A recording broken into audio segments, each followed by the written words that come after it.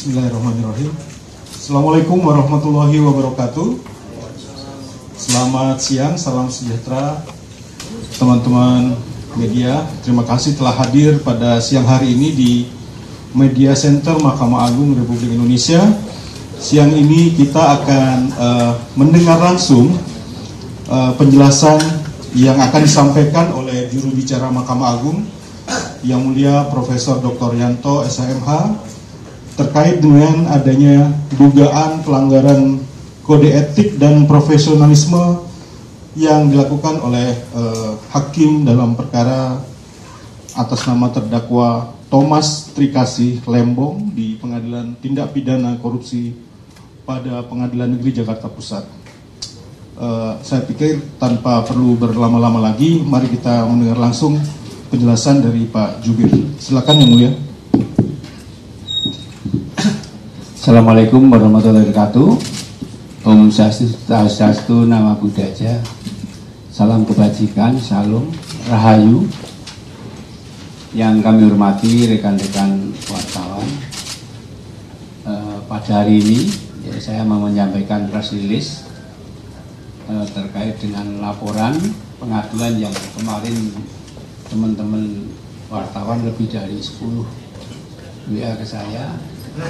Sehingga hari ini daripada kita jawab satu persatu, kita jawab bersama. Ya. Mahkamah Agung RI telah menerima surat pengaduan nomor 15-2025 tanggal 4 Agustus 2025 tentang dugaan pelanggaran kode etik dan profesionalisme yang dilakukan oleh hakim perkara tindak pidana korupsi nomor 34/Pitsus TPK/2025 PN Jakarta Pusat atas nama terdakwa Thomas Trikasih Lembong di Pengadilan Tindak Pidana Korupsi pada Pengadilan Negeri Jakarta Pusat. Surat tersebut diajukan oleh tim kuasa hukum Thomas Trikasih Lembong kepada Mahkamah Agung Republik Indonesia, Jaki, Ketua Badan Pengawasan MARI. Atas laporan tersebut, Ketua Mahkamah Agung secepatnya akan mempelajari surat tersebut untuk mengetahui perlu atau ada tidaknya melakukan klarifikasi kepada pihak yang terkait dengan perkara tersebut karena dugaan adanya perbuatan yang melanggar kode etik dan pedoman perilaku hakim. Terkait permasalahan sertifikasi hakim tipikor atas hakim yang menangani perkara tindak pidana korupsi nomor 34/Pitsus TPK/2025 PN Jakarta Pusat atas nama terdakwa Thomas Trikasih Lembong berdasarkan data dari Pengadilan Tipikor pada Pengadilan Negeri Jakarta Pusat. Hakim yang menangani perkara tersebut telah memiliki sertifikasi sebagai hakim tipikor, sehingga berdasarkan pasal 11 huruf E dan pasal 12 huruf C Undang-Undang Nomor 48 Tahun 2009, Undang-Undang Nomor 46 Tahun 2009 tentang Pengadilan Tipikor, maka yang bersangkutan telah memenuhi syarat sebagai hakim tipikor. Syarat sebagai hakim tipikor pada pengadilan negeri dan pengadilan tingkat banding, baik hakim karer maupun hakim etok, telah ditentukan bahwa yang bersangkutan memiliki sertifikat sebagai hakim tipikor. Hal mana sebagaimana ditegaskan dalam pasal 11 huruf E dan pasal 12 huruf J Undang-Undang Nomor 48 Tahun 2009 tentang Pengadilan Tipikor. Ketentuan dalam undang-undang tersebut sebagaimana ketentuan teknis hukum acara yang tidak dapat dikesampingkan oleh produk kebijakan yang menambah atau mengurangi syarat adanya sertifikasi hakim tipikor bagi hakim yang menangani perkara korupsi di Pengadilan Khusus Tindak Pidana Korupsi. Saya ulangi, ya, ketentuan dalam undang-undang tersebut sebagaimana ketentuan teknis hukum acara yang tidak dapat dikesampingkan oleh produk kebijakan yang menambah atau mengurangi syarat adanya sertifikasi hakim tipikor bagi hakim yang menangani perkara korupsi di pengadilan khusus tipikor. Jadi demikian ya, ini press release dari Mahkamah Agung yang kami sampaikan pada hari ini. Demikian. Baik, terima kasih Yang Mulia Pak Juru Bicara Profesor Dr. Yanto. Mungkin kita akan membuka sesi wawancara, Prof. Dipersilakan, mungkin 3 dulu ya. Dari mana, Mas? Baik, terima kasih. Izin Prof. Yang Mulia, saya Fadil dari Wartawan Kumparan. Terkait dengan pelaporan yang disampaikan oleh tim penasihat hukum Tom Lembong ini kan melaporkan 3 hakim yang menangani perkara kliennya. Nah, dalam konferensi pers atau rilis setelah pelaporan itu dari tim penasihat hukum menyoroti salah satu hakim anggota gitu, yang menangani perkaranya, yaitu Yang Mulia Pak Alfi Setiawan. Beliau salah satu hakim anggota di perkara tersebut. Nah, yang ingin saya tanyakan, apakah gimana terkait dengan laporan yang disorot oleh tim penasihat hukum Tom Lembong ini, karena juga menyoroti salah satu hakim yang disebut tidak mengedepankan asas praduga tak bersalah selama persidangan. Nah, yang kedua, tadi sepertinya belum disinggung terkait dengan pemeriksaan ketiganya itu, mungkin boleh disampaikan rencana pemeriksaan ketiga ini kapan gitu? Ketiga hakim yang dilaporkan sama penasihat hukum Tom Lembong. Mungkin itu saja Yang Mulia, terima kasih. Satu-satu nggak apa-apa, karena pertanyaannya panjang, nggak dicatat. Jadi berkaitan dengan pengaduan dari kuasa hukum Thomas Lembong ya, yaitu hak bagi para pihak yang merasa hak-haknya dirugikan boleh mengadu, dan secepatnya ya akan ditindaklanjuti. Makanya di sini tadi kan saya sebutkan, Ketua Mahkamah Agung secepatnya akan mempelajari dan menindaklanjuti, kan seperti itu. Apakah perlu klarifikasi atau tidak, ya kan seperti itu. Artinya kan pasti ditindaki, pasti itu namanya laporan akan klarifikasi, akan dipanggil, ya seperti itu, pasti itu ya. Itu. Jadi intinya secepatnya, karena ini kalau nggak salah kan baru 2 hari yang lalu ya, 3 hari itu. Ya, kalau melalui PTSP tentunya kan ke umum dulu, langsung ke pimpinan ya, itu. Seperti itu. Jadi yang pertama masalah pelaporan itu hak dari bagi mereka yang merasa dirugikan, merasa dirampas hak-haknya, itu ya kita hormati. Cuman ya kita nanti kan akan klarifikasi, akan diperiksa seperti itu.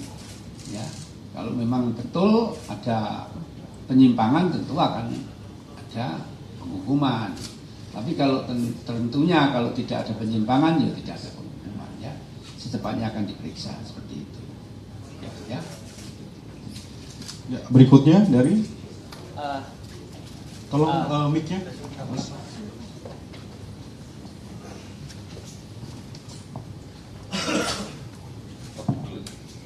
Silakan Mas. Selamat siang Yang Mulia, saya Sahrul dari Forum Keadilan. Dari mana Mas? Forum Keadilan. Yang Mulia, mau tanya, dalam kasus ini kan itunya kan yang akan menangani kan Bawaslu MA kan? Gimana kewenangan Bawaslu MA dalam kasus ini? Terus yang kedua, apakah akan masuk ke teknis putusan itu sendiri? Itu aja sih Yang Mulia. Ya itu Bawaslu MA kan kepanjangan tangan dari Ketua MA yang diberi wewenang, ya, diberi wewenang untuk melakukan pengawasan dan juga kalau ditemukan penyimpangan diberi wewenang untuk memberi rekomendasi kepada pimpinan Mahkamah Agung, ya. Dan rekomendasi itu kan kalau kita sipas itu berapa, hasil Bawaslu itu berapa bulan sekali diumumkan tuh? 3 bulan berjalan. Ya. Setiap 3 bulan boleh dibuka itu. Hakim-hakim yang kena sanksi itu kan banyak sekali itu. Ya, itu hasil pengawasan dan rekomendasi dari Bawas, pasti itu. Nah, tentunya kalau dia melanggar, baik itu melanggar hukum acara maupun melanggar etik, itu pasti akan ditindak, ya, pasti itu. Nah, seperti itu ya. Bisa dilihat di Siwas itu berapa hakim, atau bisa dilihat di Siwas tahun 2024 berapa hakim yang kena sanksi. Bahkan ada yang pemberhentian, ada yang diberhentikan tidak dengan hormat, ada yang non palu, itu boleh dicek di situ ya. Itu kewenangan Bawas karena kepanjangan tangan dari Ketua Mahkamah Agung. Ya.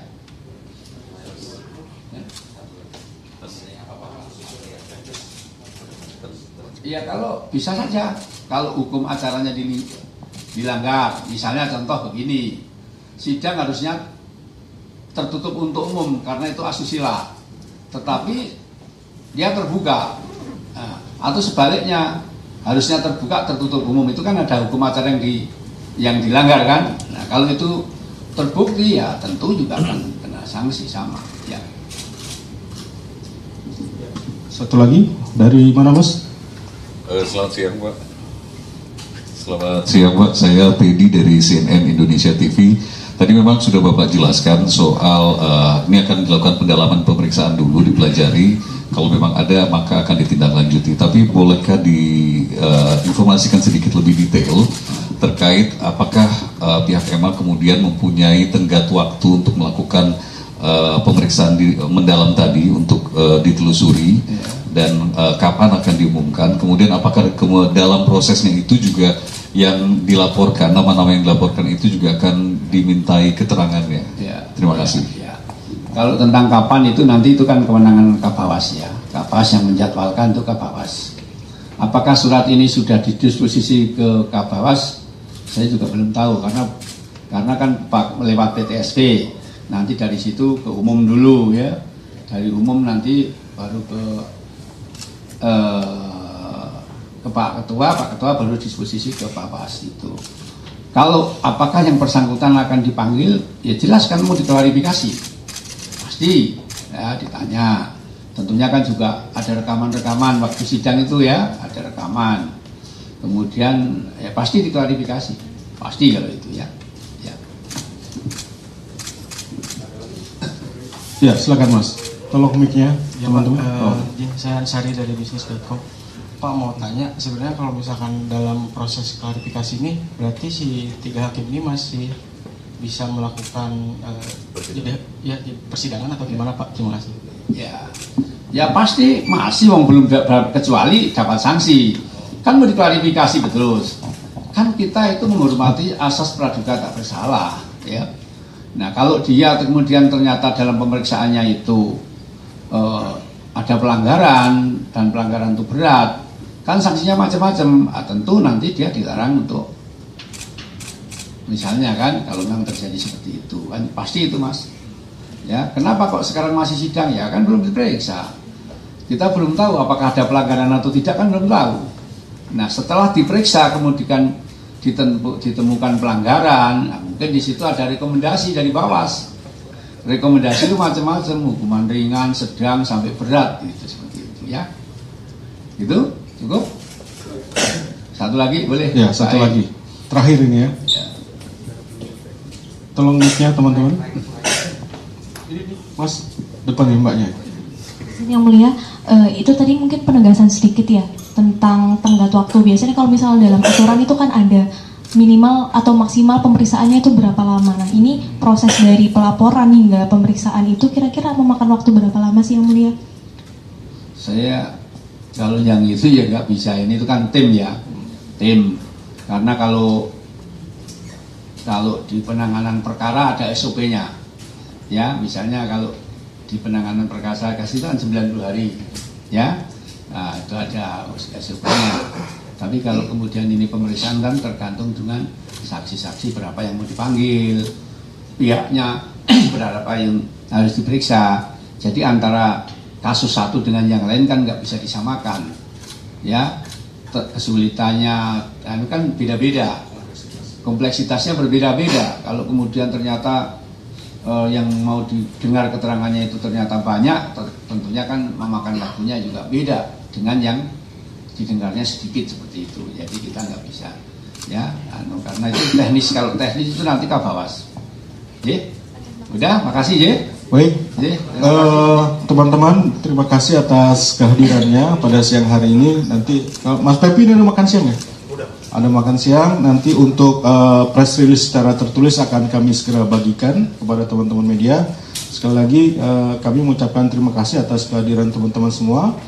Wabillahi taufiq wal hidayah. Wassalamualaikum warahmatullahi wabarakatuh.